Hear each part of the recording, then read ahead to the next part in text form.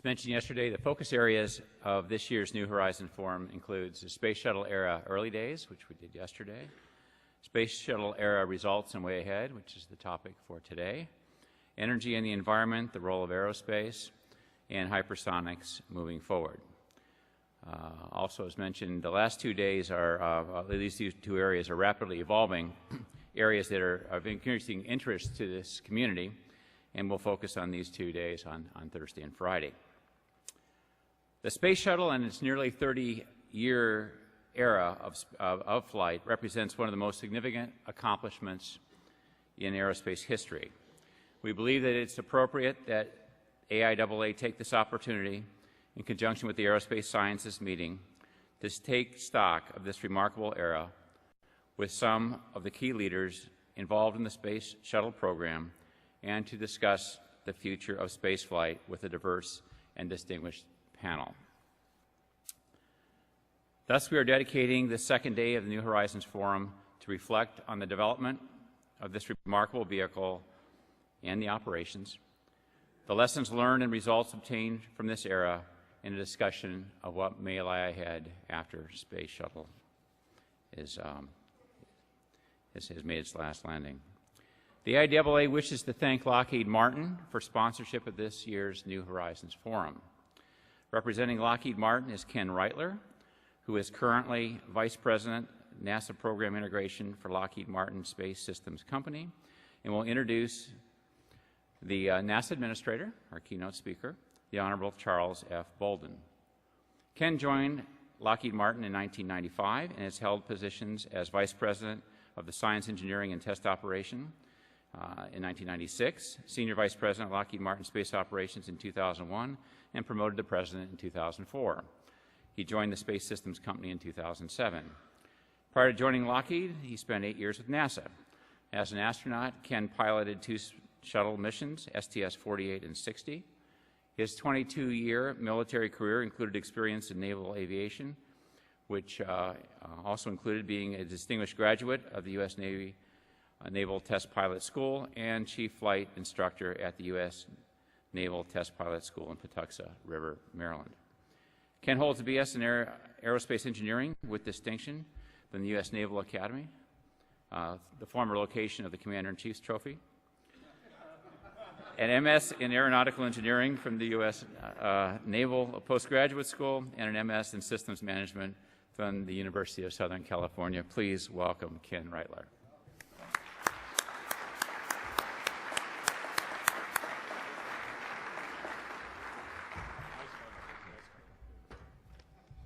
Well, thank you, Ron. And for how many years did it reside in Annapolis? Ooh. Well, good morning. And looking out in this audience, I see a lot of coffee cups, so there's probably quite a few folks that stayed up for the Sugar Bowl last night.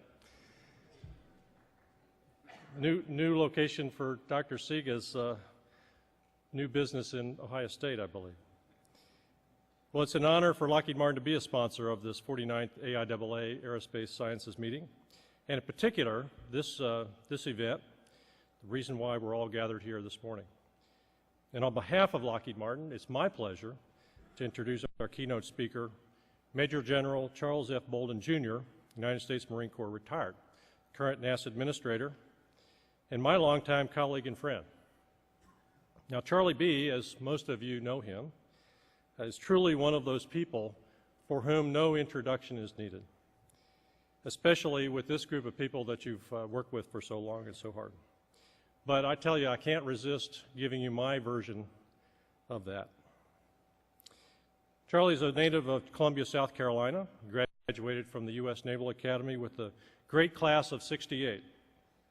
He and his classmates are a veritable who's who of military, government, and private industry leaders, including many at NASA. After graduation, he was designated a naval aviator and served as a decorated combat pilot. He was then selected for test pilot training, which is where I met him. I was in the senior class, he was in the junior class, and I've got to say that that's the first and only time I've ever been ahead of Charlie in anything. While serving as a test pilot and a project officer at the Naval Air Test Center, NASA wisely recognized his unique capabilities and selected him for the astronaut program. And while serving in the astronaut office, Charlie held a wide variety of technical, management, and leadership positions. He traveled into space 4 times, twice as the Space Shuttle commander, and his missions included the deployment of the Hubble Space Telescope and the first U.S.-Russian joint shuttle mission. It was during that historic mission, STS-60, where I had the honor of being Charlie's pilot, his executive officer, and his wingman for a little over a year and a half. Truly an exciting and very enjoyable experience, one that we also shared with Ron Siga and Franklin Chang Diaz here in the audience today. Now, we both left NASA about a year or so after our flight. Charlie decided to return to the Marine Corps and the Naval Academy, where he was selected as a general officer, and then he began a succession of very increasingly responsible positions and assignments, including the commanding general of the 1st Marine Expeditionary Force Forward in Kuwait in support of Desert Thunder, the deputy commander of U.S. forces in Japan, and finally as the commanding general of the 3rd Marine Aircraft Wing in San Diego. A very remarkable 34-year career for a U.S. Marine. Charlie then began an equally impressive career in private business, where he was able to apply his wide technical and leadership experience to the military, to the government, to aerospace industry, including NASA, and also to probably more nonprofit philanthropic organizations than I can remember. He was nominated by President Barack Obama and confirmed by the U.S. Senate as the 12th NASA Administrator in July of 2009, and the rest, as they say, is history. Now, Charlie has more awards, more recognitions, more honors than we have time to list, even at high data rate. But to me, what sets Charlie apart is his character and his leadership. Put aside all the knowledge, all the accomplishments, all the technical understandings, but purely from the perspective of what is in his heart, I have to say that I've never known a finer human being. And at a time when the space program and the space industry is going through such a tremendous change and great challenges, we are very fortunate indeed to have someone of Charlie's skill, experience to lead us through it. So please join me in welcoming the Honorable Charles F. Bolden, Jr.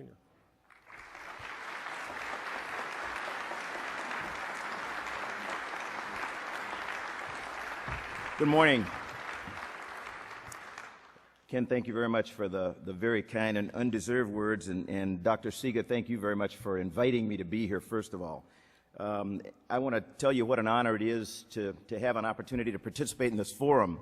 You know, when Ron and I talked some months ago about coming, I also talked to your president, and I think I talked to David Thompson, and I talked to a number of other people, and I was really excited about coming to AIAA because many of you know my passion is aviation. I don't fly anymore, so I'm not that passionate. But my passion is aeronautics and what we can do and should be doing and are doing to advance the cause of aeronautics. And I really don't get an opportunity to talk about it very often. So I said, boy, AIAA, I'm going to have an opportunity to come down and really push our aeronautics program, which is kind of pushed to the side in spite of all of its excellence and everything. And then, you know, I was reminded, no, we're going to talk about shuttle a little bit. And I said, okay, that's probably the only thing that I would say I would much rather talk about than aeronautics. So I am here this morning to kind of reminisce with you, if you will, but also to look forward, because Ken made a comment in the introduction that the rest is history. Well, unfortunately, there is no history with me in NASA. Everything is the future. And we could stand around and talk about it a day or 2 or 3 or weeks because our future is so important and so critical and so challenging, but the opportunities are immense. But we have an opportunity over these couple of days in this forum to talk about a vehicle that has been around for some 30 years now. And I like to tell people that probably when people look back 1,000 years from now, you know, they will admit that it was probably the most amazing technological feat that humankind had ever been able to put together. It's a very difficult vehicle to operate. It's a very difficult vehicle to maintain. It's a very difficult vehicle to fly until you practice it. And then once you practice, it's a relatively easy vehicle to maintain. It's a relatively easy vehicle to operate, and it's a really easy vehicle to fly. You know, once you get accustomed to how it handles and what you do with it. And I like to tell my NASA family all the time, you know, I blame us for one thing. We make it look too easy. Because our attitude is that I just shared with you. And you all know that what I said was absurd. Because it is a very difficult vehicle to maintain. It is a very difficult vehicle to operate. And, you know, some people think it's a difficult vehicle to fly, but I still think it's great. Ken made mention of the STS-60 crew. I am incredibly blessed. I have been blessed throughout my life to be around superb people. He made comment that he had been my wingman. I can tell you that I followed Ken more times than I think he can ever imagine. I followed Ron Seeger when it came to payload issues. Ron was the father of the Wake Shield facility, which we flew on STS-60, and it went through growing pains. We went through those growing pains with it. But we did a number of things, and Dr. Franklin Chang Diaz is sitting right down here in the audience, and you get to have an opportunity to hear from him. But I learned more about epitaxy. I'm getting ready to get in trouble, Ron. As you can tell, Dr. Marks is going, don't go there. But I learned so much from being around two guys like Franklin and Ron on that particular mission about science. I learned so much by being around Ken about people. And we had the privilege of training with Sergei Krikalev, who is one incredible human being, and his backup, Vladimir Titov, who was a veteran colonel in the Russian Air Force, I think a MiG-21 pilot. And I will tell you this one story. I do have some comments I want to make, okay, but I cannot help but tell you this story. Because I am not, everybody thinks I'm really a people person and I love everybody and stuff, and that's not true. I happen to be I think my title was assistant where's Mike? Mike Griffin is right back here. He was, okay. Mike and I had the opportunity to serve together in another administration at NASA headquarters, and I was there, I think Mike had deserted me by the time this rolled around. But I was there, and a person that many of you know by the name of George Abbey came to me one day, and he said, we need for you to go back home to Houston. And I said, that sounds like a good idea, but why? He said, well, I want you to command a shuttle mission. And I said, boy, that's great, George. I said, what is it? And he said, well, it's STS-60, and you're going to fly a Russian cosmonaut. I said, forget it. I said, George, I'm a Marine. I have trained all my life to kill those guys, and they have probably trained all their life to try to kill me, and I have no damn desire to go fly with a Russian. And George mumbled, which meant just chill out, have dinner with them tonight, at least get to meet them before you jump to this conclusion. And I did as George suggested, and I had dinner with Sergei and Vladimir. Sergei spoke fluent English. Vladimir spoke zero. I mean, not one word. And at the end of the evening, I had come away with a feeling of camaraderie and friendship that happened just in the course of a couple of hours of getting to know them as best you can over dinner, but talking about family and kids and stuff like that. And that is generally what will bring people together. I went on and flew STS-60, and it turned out to be, people always ask you, what was your favorite shuttle, or what was your favorite shuttle mission, or what was the most important, or what was the most this and that, and I always tell people I don't have one.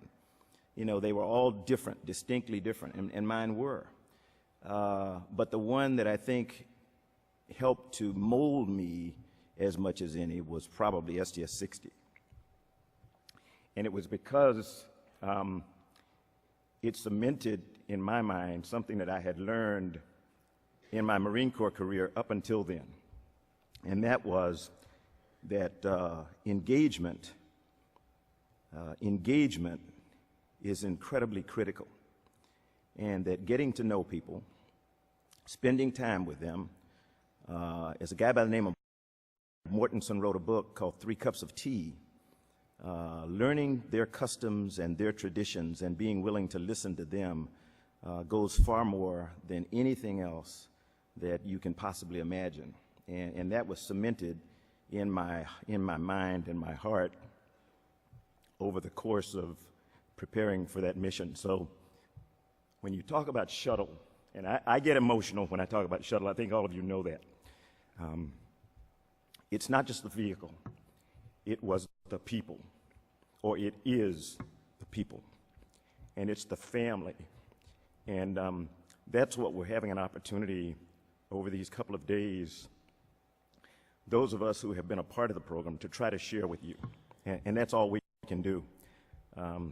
We try to take you there with us. You know, the panel yesterday, I understand, did an incredible job. Dr. Mark, going all the way back to Collier Magazine, and everybody made the comment that, man, he told us stuff we did not even imagine. And I can only imagine what it was like, because shuttle is a storied history. And it's my honor today to talk to you just a little bit about a program that was a vital part of my 14-year NASA career. Ken's already said I was privileged to fly 4 times aboard shuttle, and I flew 3 of the vehicles. I flew Columbia first, which, being from Columbia, South Carolina, was a big deal. People in Columbia, any South Carolinians, and I can't see, so it doesn't. Yeah, there are some, okay. And I know Frank. Well, people from Columbia actually thought they had named the vehicle for Columbia, South Carolina. And I was not about to tell them that they were wrong. So when a Columbia native was assigned to fly his first shuttle mission on the Space Shuttle Columbia, it was like God did this. And, well, he did, but to them it was really incredible. And my hometown still celebrates that even to this day. But I flew on Columbia, Atlantis, and twice on Discovery. And being an astronaut and serving in the NASA team provided me with some of the proudest moments of my life. At NASA, the past year has been bittersweet. Each successive shuttle flight demonstrates the expertise of the phenomenal team that launches and returns our crews safely, and adds one more notch toward construction complete of the International Space Station. Each mission showcases the amazing talents and expertise of our astronauts in robotics and science. The astronauts train for years for each flight, and extra for their spacewalks. And as smoothly as they have gone, we forget how difficult they really are. So it's important not to feel a little sadness that each flight brings us closer to the final voyage of one of our flagship programs, and the final chapter in one of the most storied eras in the history of human spaceflight. At the same time, we stand ready to vigorously launch the exciting new direction we've been given through a strongly bipartisan authorization act. The shuttle has provided this nation with many firsts, with many proud moments, and it has helped the United States to lead the world in space exploration. I was fortunate enough, as I've said, to be a part of 2 of its historic achievements. That, the first U.S.-Russian shuttle mission, STS-60, that has already been mentioned. Ron, Franklin, Ken, and I were privileged to fly together. And it presaged the unprecedented international cooperation we've achieved since then on the International Space Station. And I was also a part of the deployment of the Hubble Space Telescope, STS-31, which has redefined our perception of the universe, rewritten textbooks, and inspired a whole new generation of scientists and technology developers. So yes, we are understandably proud of the shuttle. It has served our nation and the world well.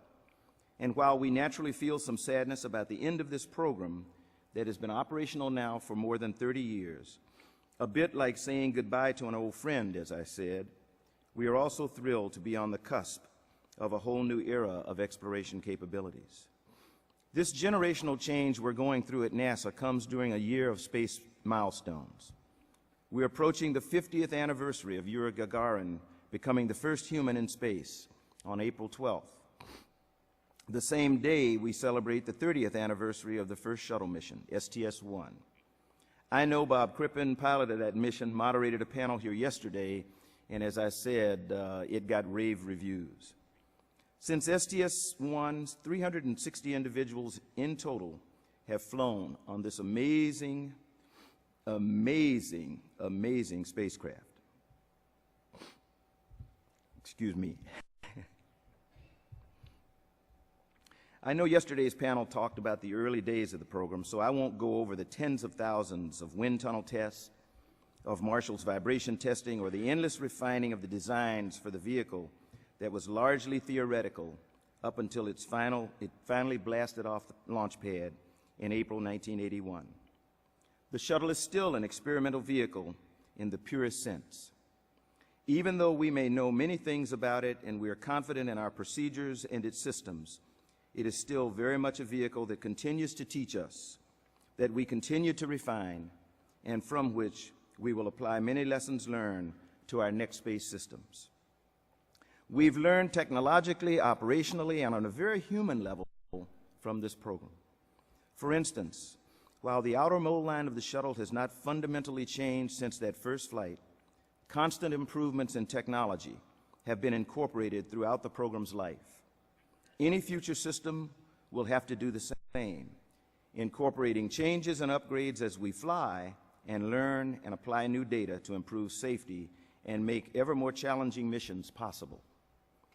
To name just a few of the upgrades we've made on the orbiter as we went along, we improved the vehicle's thermal protection system, toughened the tiles, and replaced them in many areas with more durable and less expensive blankets. We upgraded the cockpit displays and hardware to make them lighter in weight and easier to read for pilots. We developed GPS landing aids that help pilots pinpoint their runway target and descent and angle of descent. We created an orbiter boom sensor system that can sweep the shuttle and inspect its protective skin for damage that can occur not only during launch, but also on orbit from orbital debris. We also made improvements over the life of the program to our propulsion systems, the reusable solid rocket motors, the solid rocket boosters, and the Space Shuttle main engines. Updates to the field, factory, and nozzle case joints made after the Challenger tragedy improve reliability and safety of the RSRMs and the SRBs. Continual process improvement and production upgrades have reduced RSRM costs significantly. The main engines were the first reusable liquid booster engines designed for human spaceflight and have seen a number of upgrades. We went from the Block 1 to the current Block 2 standard to optimize performance for the heavy payloads that would be required for ISS construction. The advanced health monitoring system makes the shuttle main engines safer and works to autonomously detect and enunciate anomalies and even shut down an engine if required. We've also improved the shuttle's external tank. Its original weight has decreased by over 18,000 pounds in the latest generation of super lightweight tank. After the Columbia tragedy, we improved our foam application processes, removed the protuberance airload ramp from the tank, and developed analytical models to help identify critical foam loss areas on the tank. This allowed the teams to focus foam application design changes on these critical areas. Ascent imagery was also greatly improved, and this allowed the teams to ensure that the tank design changes were having the desired effects. The shuttle was built to accomplish a wide variety of different types of missions. In those early days, we deployed numerous satellites for paying customers. These were scientific and defense satellites, as well as commercial communication spacecraft, including communication satellites from many other countries. We retrieved them from space for repair. We demonstrated that humans could actually service a satellite in space. The Chandra X-ray Observatory, that among many other things documented the largest supernova ever observed, was deployed from a shuttle. as was the Hubble Space Telescope, as I mentioned earlier. Many of the tracking and data relay, or TDRS satellites, were launched from the shuttle. These satellites are not only used by NASA to maintain contact with shuttles and the ISS, they also provide data services to the Hubble Space Telescope, and even the recent launch of the Dragon space capsule on a Falcon 9 rocket used TDRS for communications. One of the shuttle program's greatest achievements was the construction of the International Space Station, which simply would not have been possible otherwise. The station is an engineering marvel now coming into its own as a unique laboratory, and we're making plans for the next decade of its life. It is also a model of international cooperation that will serve us well in all our future global enterprises. The next generation of space transportation systems will need to be as flexible as the shuttle has been, while improving safety, taking advantage of changes in technology, and reducing costs. Some operational lessons we've learned from the shuttle include a streamlining of our orbiter processing, something that will be essential as we anticipate a ramping up of demand for launch services by many parties. Those satellite servicing missions I mentioned required us to innovate in many ways, including development of special tools that never existed before. Shuttle mere docking taught us many things we would later apply to rendezvous and docking operations with the International Space Station. We updated and improved our orbiter imaging and assessing capabilities, including the rendezvous pitch maneuver, where the shuttle literally flips over on it so its belly can be viewed from the station, and also developed the wing leading-edge impact sensors and the boom observation system that I mentioned earlier. Going forward, exploration will need to take advantage of a wide variety of partnerships, both domestically and internationally, to be successful. We learned a lot working with international partners over the past decade, with the Europeans, for instance, in planning and conducting Space Lab missions and setting up TAL sites for launch abort support. Space Lab expanded the shuttle's ability to conduct science on orbit. It helped forge the model of a large international joint venture involving government, industry, and science with our European partners. And it provided us with a versatile laboratory system several years before it would have been possible if we had to do it alone. Space Lab also provided Europe with the systems development and management experience to move into the human spaceflight arena.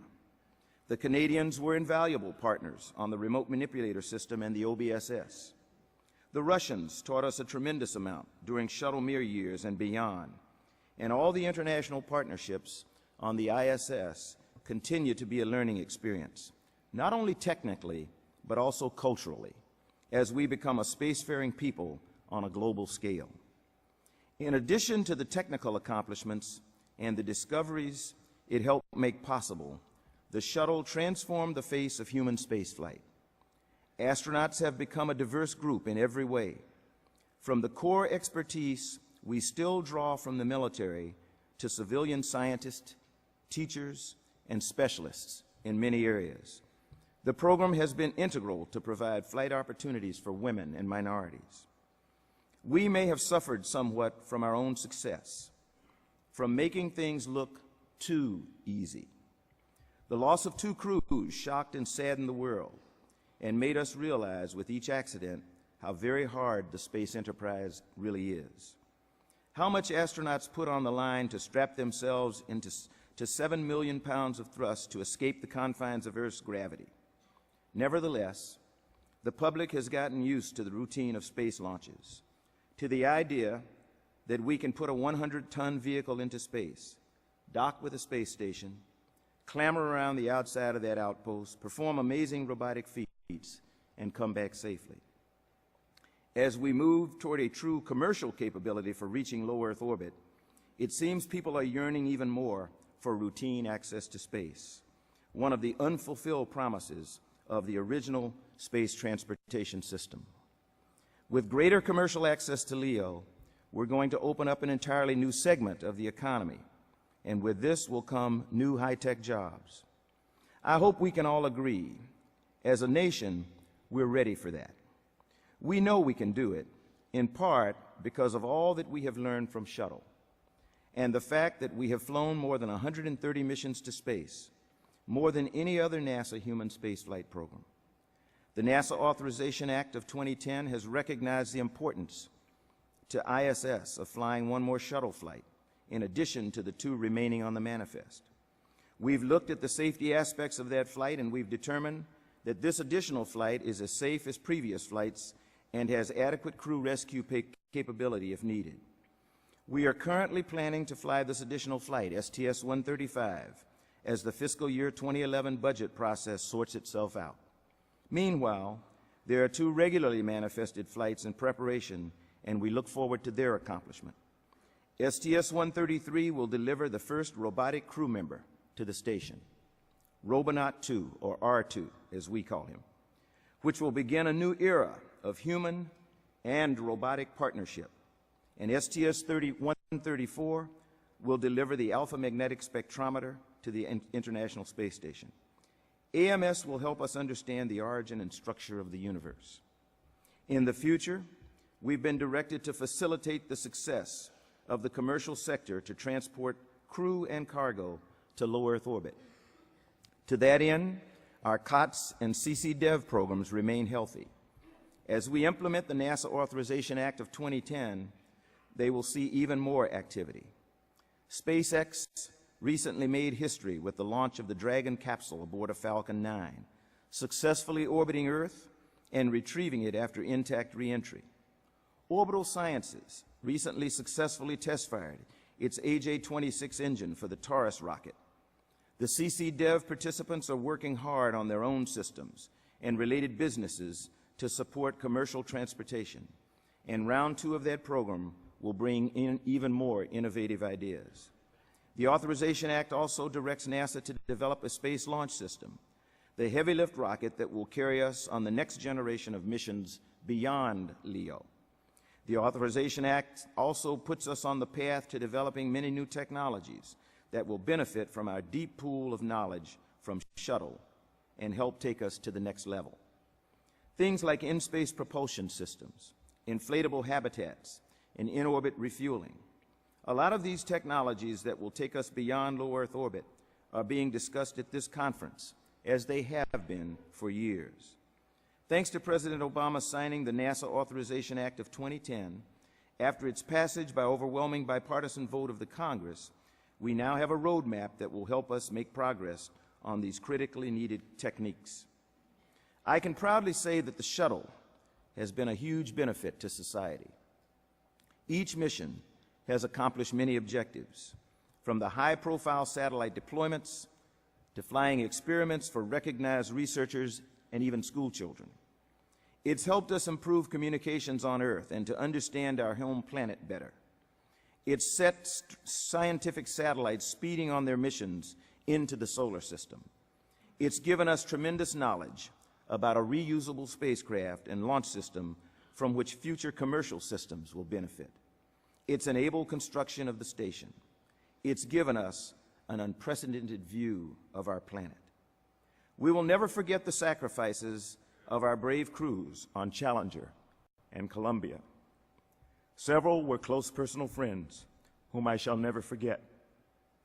But we must also never forget the accomplishments, the joy, the knowledge, and the pride the program has brought to our country. Human spaceflight survived in great part because of the shuttle program, and we are in good position today as a result to continue the innovations we started with shuttle and take them to the next level. The inspiration of those engineers in the late 60s, as they first battled about the idea of a blunt-nosed, reusable space vehicle, have soared beyond anyone's wildest expectations. It is with great pride that as NASA Administrator, I will salute our remaining birds and their crews as they enter history, and we stand on their shoulders to reach the future. God bless all of you, and thank you very much.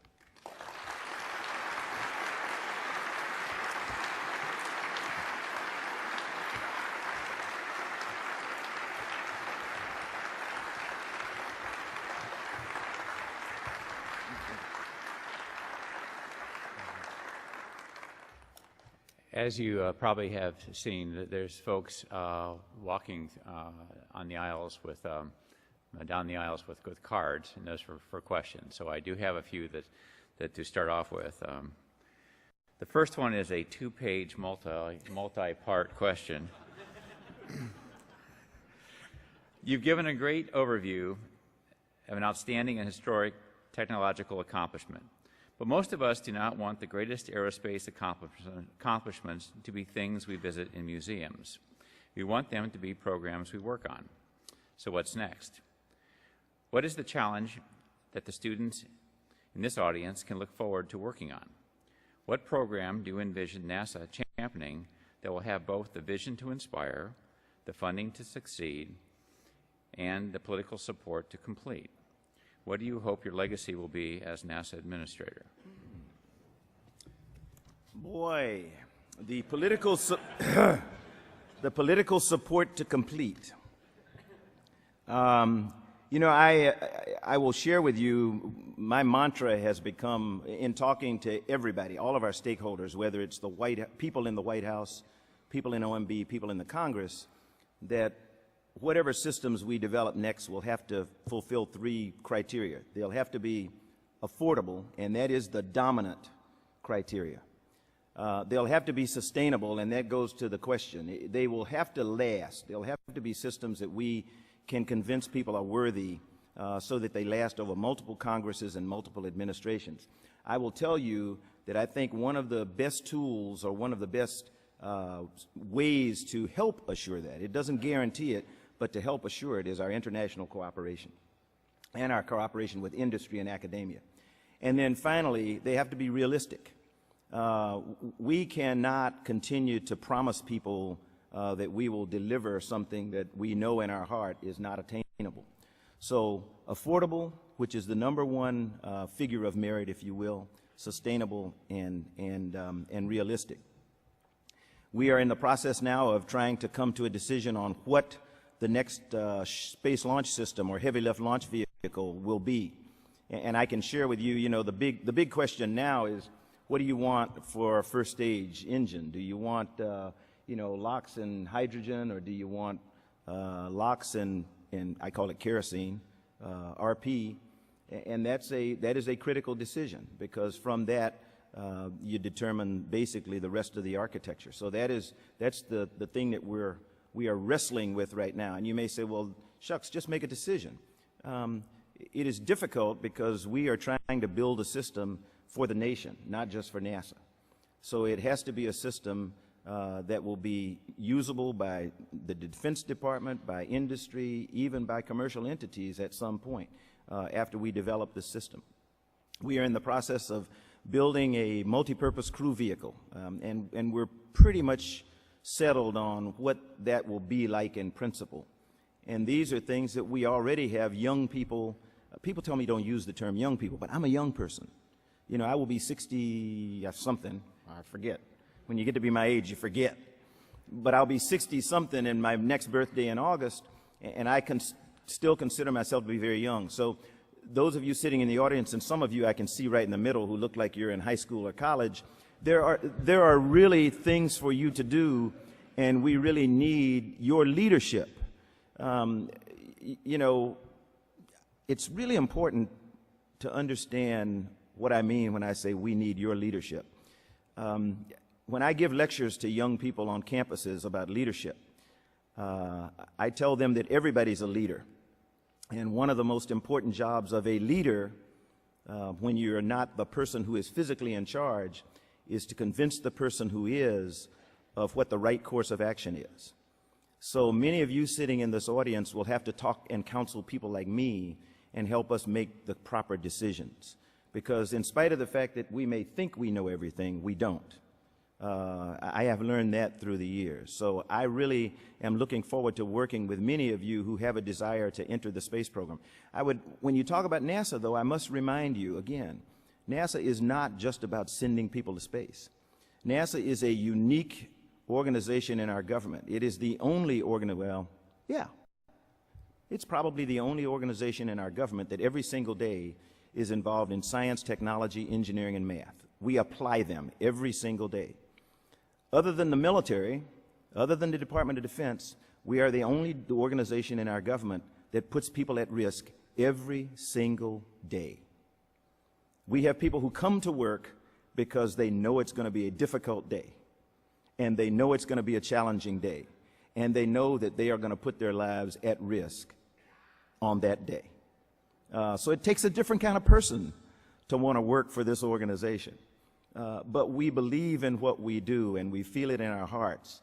And what I tried to tell you about Shuttle today, what Arnie and some of the other folk who talked yesterday, Glenn Lunny, what people will tell you in the panel that follows this, is that this is an incredible walk of life if you choose it. We try to leave something that will be worthy, of your picking up the mantle for. So please don't get discouraged. If science is your passion, there are gazillions of discoveries yet to be made. If technology is your passion, help us determine new ways to get to the places that we need to go. Because we know one of the reasons that Shuttle is going away is because Shuttle was never designed to go beyond low Earth orbit. And that's not where the human species wants to live. We want to explore. We are a people. We are a species that has to explore and has to go beyond low Earth orbit. So we are working to make the commercial entities successful so that we can still gain access to low Earth orbit, but our job in NASA is exploration and going beyond that, and we will need you to help us do that.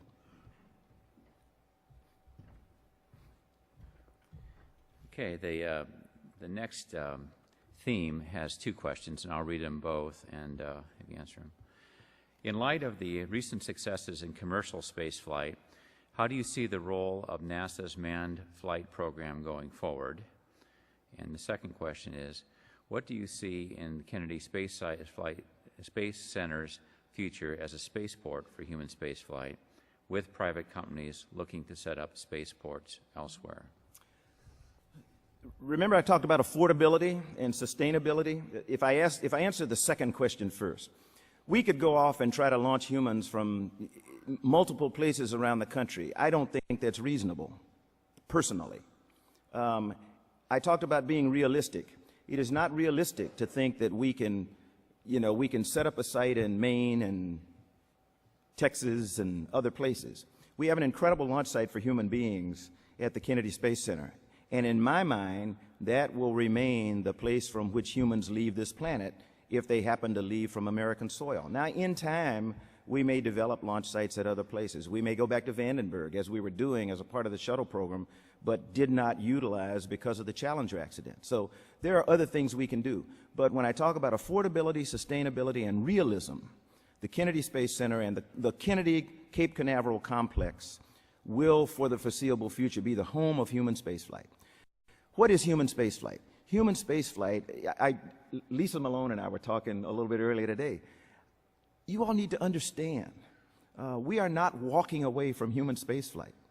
The critical importance of the success of Falcon 9 and Dragon back last month was that it demonstrated that some entity other than a government can do what it is that humans want to do. They want to leave this planet. We need to be able to get to the International Space Station. There are people who dream of industries that will operate in orbit. I think I know that these are realistic dreams and aspirations. And my job as the NASA administrator, somebody asked about my legacy. If when I leave my office, we're well on the way to having a viable commercial space program that's operating in and about low Earth orbit, I will be happy. If when I walk away, we have given up on that, I will be a very sad human being, because I will have, I promised my grandkids, that they were going to be able to do what their granddad did. And the way we are going to do it is by utilizing commercial entities to provide the access to low Earth orbit. Access. There's a difference between access and exploration. Commercial entities do access. NASA does exploration. Exploration is expensive. Exploration is risky. Exploration is dangerous. And only an entity like NASA can do that. Let's be realistic. Let's not be foolish, and let's not fool others.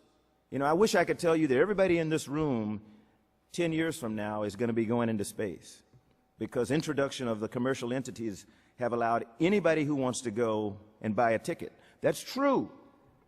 If you have $20 million, you know, in the next 10 years, or maybe 10, I mean, the price will come down over time. But we're still talking about a significant amount of money. So let's be realistic. We want to continue the ability of humans to get to space. And that's the key for commercial involvement. We want to be able to continue humans' exploration of our universe far beyond low Earth orbit, and that's NASA's role. Our mission, our vision has always been to explore, to expand human presence into the universe. That's what we do. Enough preaching, okay? I'm not sure I answered your questions, but I tried. Let me group another two in the international cooperation area. Can you share any thoughts on your recent trip to China, areas of cooperation? And the second is, you mentioned that cooperation with Europe was beneficial for space activities. Can we also do more cooperation with Europe in aeronautics research? China. My mantra when I went there, 3 words, I think, well, maybe more than 3. Transparency, reciprocity, and mutual benefit, 4 words. That was the message that I took in my trip to China. I went to listen. You know, that was my mission, to listen to them and hear what they had to present and what their interests were. They have an incredible program, incredible capability. Whether we ever cooperate in human spaceflight is not, I mean, that's not known yet. We have a number of issues with China that have nothing to do with space. They have human rights issues. They have intellectual property rights issues. They have a number of other issues. When I say we have to be realistic, you know, we don't go off on our own in the space program and say, okay, forget about everything else.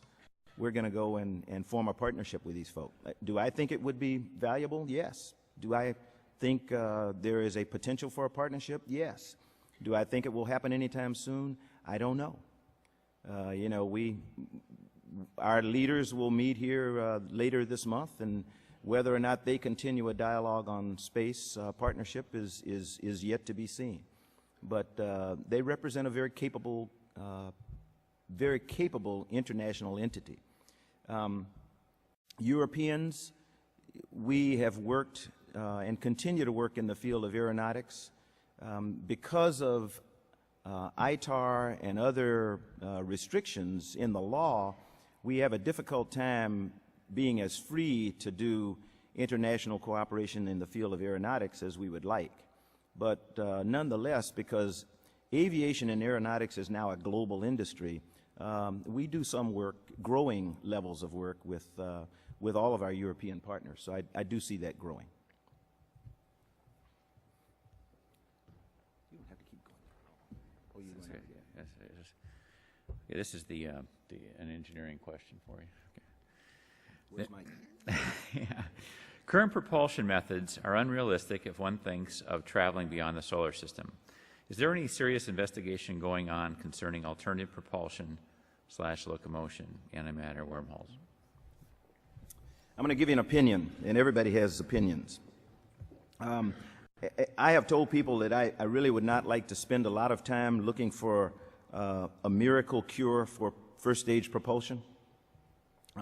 It may be there. In my travels around the world, I haven't been able to find anybody who says, yeah, we've got it. We've got the magic elixir. Where the game-changing opportunities lie is in in-space propulsion. We have to be able to go from one point in space to another much faster than we do today. One of our critical shortcomings in terms of being able to send humans to Mars is the unknown effects of radiation on the human body. You know, we can either spend a lot of time, effort, money, and weight in shielding a vehicle, or we can come up with the types of in-space propulsion, whether it's, you know, nuclear, electric, or whatever, solar. I'm not really sure, but there has to be changes in our in-space propulsion if we're going to do some of the things that we envision doing. In terms of first stage propulsion, if you've got something, let me know, because I have been asking. So we continue to refine the capability of our first stage engines and what takes us to low Earth orbit, but the real game changers are in in-space propulsion, in my opinion. Okay, the next question concerns a perception of distancing of NASA from academia and the agency's education role. And the question is, can you help assure that such separation will not again occur? One of the things that I've been trying to do ever since becoming the administrator is reinvigorate our involvement with academia. You know, I've personally had trips to some of the major universities around the country, looked at their aeronautics programs for the most part, and they are absolutely mind-boggling when you get to visit some of these campuses and talk to the students. Some of their facilities, whether it's wind tunnels or pressure chambers, rival many that you would find either in industry or in government. And so one of the things that we are making an effort to do now is reinvigorate the partnership that we have with academia.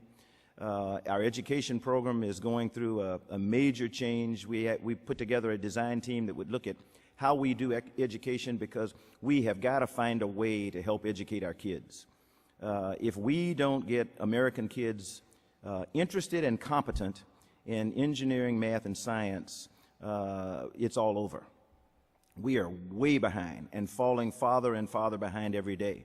So while, you know, I am not the Secretary of Education, for somebody who may ask that question. I don't fool myself that I am. NASA is not the Department of Education, but NASA has the content that is unparalleled by any other organization in the government, and we have to make that available to the entities that are trying to figure out how to educate our kids, and more importantly, educate our teachers.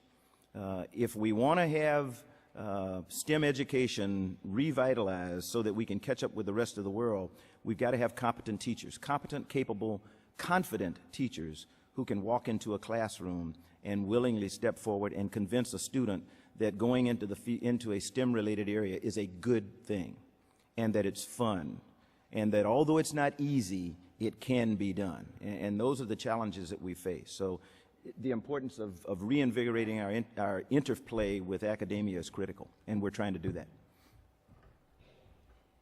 And the last question. As a pilot, what phase of a shuttle flight, say at launch or entry or landing, gave you a wow factor? Oh, gee.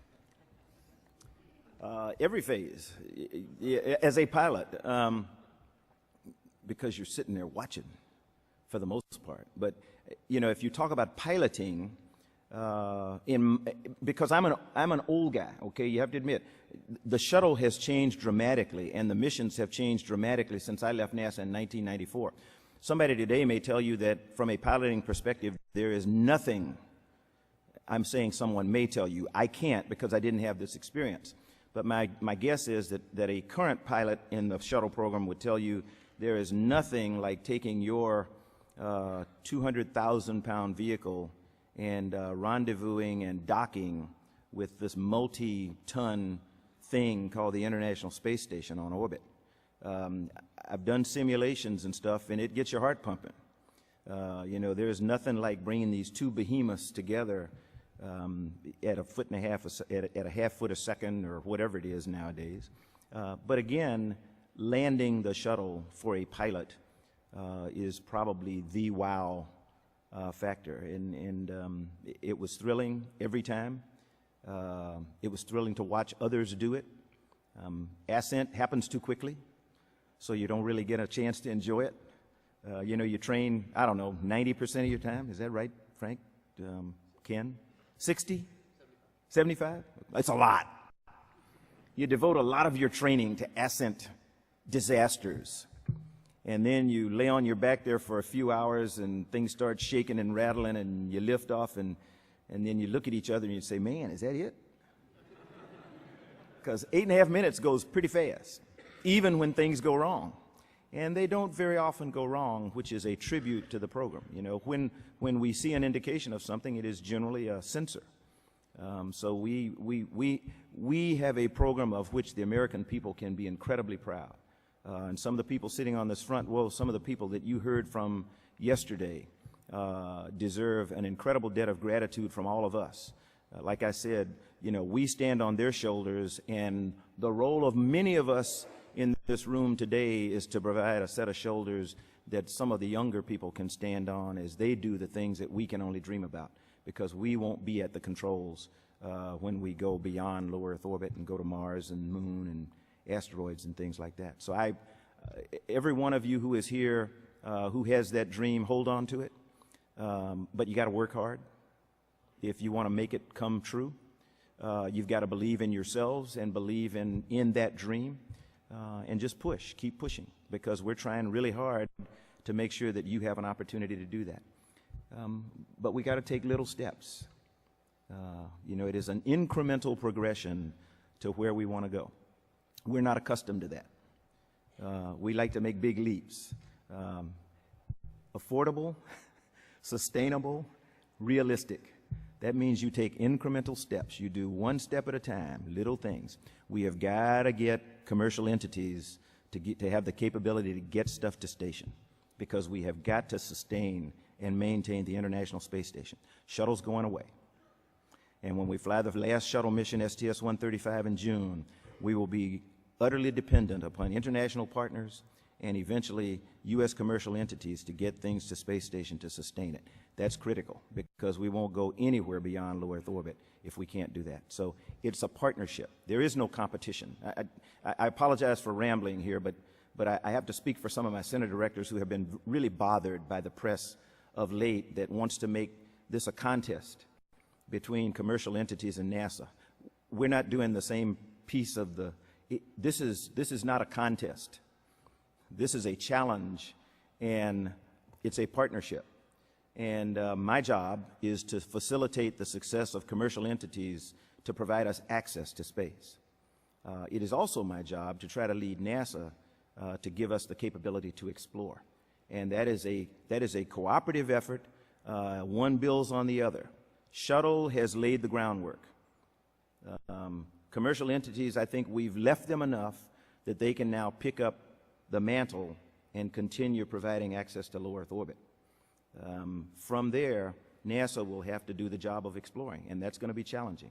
And we'll do it in incremental steps, one by one, but we'll get there. You just have to have faith. Thanks very much. Thank you.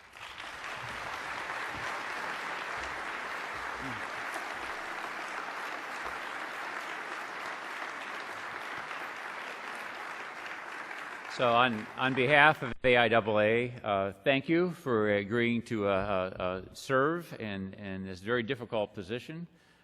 Thank you for your leadership in aeronautics and astronautics, and thank you for being here at New Horizons Forum. And here's a coin, a commemorative coin, as a token of our thanks. Thanks so much. All right. Thank you very much.